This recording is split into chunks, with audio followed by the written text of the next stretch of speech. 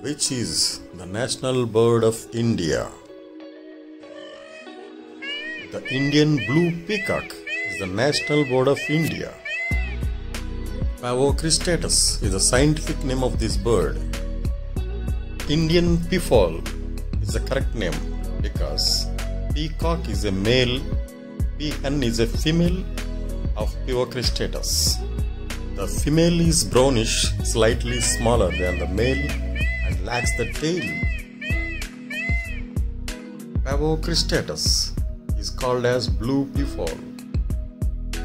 It is exactly our national bird, but this green peafowl is a species native to Southeast Asia, Pavo muticus.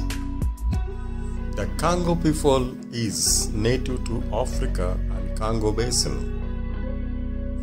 The blue peafowl, Pavo cristatus, is endemic to Indian subcontinent only. This is our national bird. On 1st February 1963, the peacock became our national bird.